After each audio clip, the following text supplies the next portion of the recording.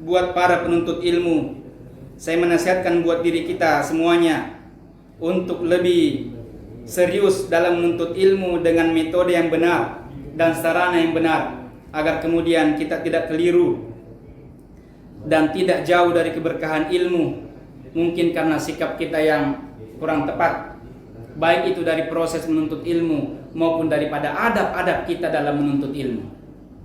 Ya.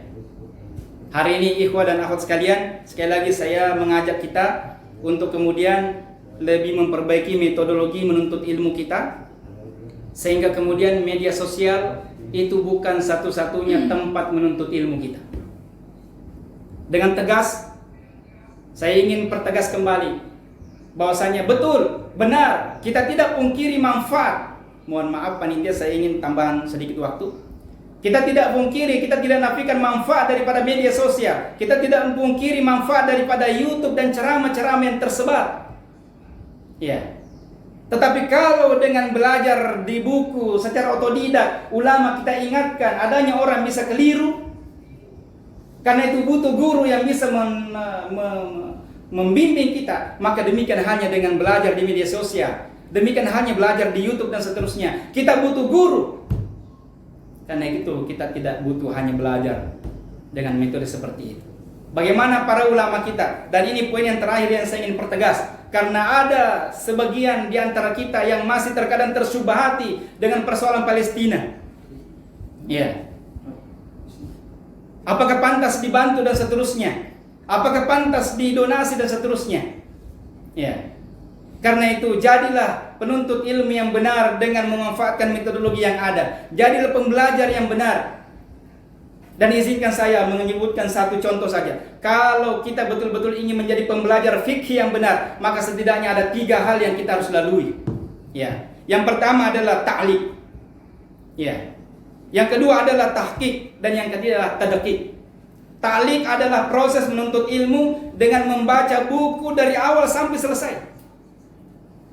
Membaca buku dari awal sampai selesai. Ya. Dengan membaca dan memperhatikan semua istilah-istilah yang ada. Sehingga kalau ada istilah-istilah yang kita tidak pahami, kita tanyakan kepada guru kita. Jadi perhatikan ikhwah dan akhwat sekalian, buku itu dibaca dari awal sampai selesai. Ini proses ta'liq. Dan jangan bayangkan ini selesai dalam jangka 1 bulan, 2 bulan, bahkan 1 tahun, bahkan bisa jadi lebih. Ya. Baik.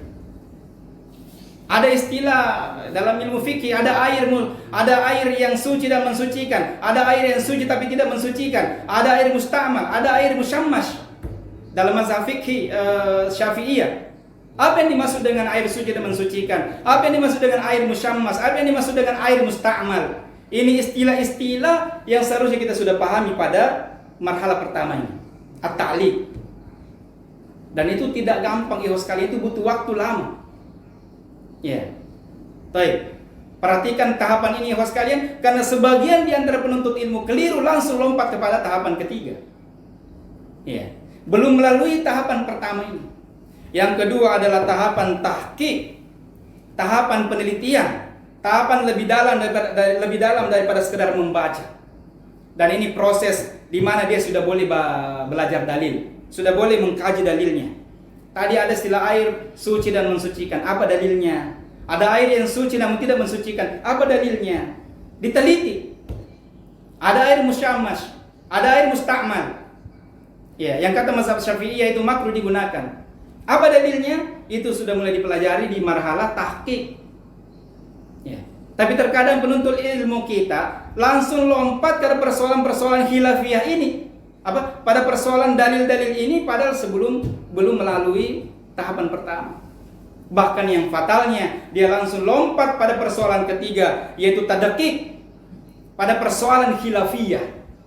Padahal dia belum melalui tahapan pertama, belum melalui tahapan kedua, langsung disebutkan dengan persoalan-persoalan khilafiyah. Iya, dan inilah persoalan yang menggelincirkan sebagian besar daripada tulabul ilmi kita. Tidak terkecuali dalam persoalan-persoalan ini. Saya ingin contohkan persoalan Palestina. Mungkin kita belum membaca dengan baik, mungkin kita belum mempelajari dengan baik bagaimana sejarah Palestina itu, bagaimana Hamas dan seterusnya. Tapi kita langsung lompat pada persoalan saling menegur, Iya, saling mengkritik, saling men-share informasi, comot sini, comot situ. Ya, informasi-informasi yang mungkin kita belum banyak membaca tentang itu. Kita mungkin belum banyak meneliti tentang itu. Belum mendalami persoalan itu. Iya. Karena itu, ikhwah dan akhwat sekalian, saya menganggap ini yang jauh lebih penting untuk saya sampaikan, ya, agar kemudian pemirsa bisa lebih paham bagaimana seharusnya kita bersikap.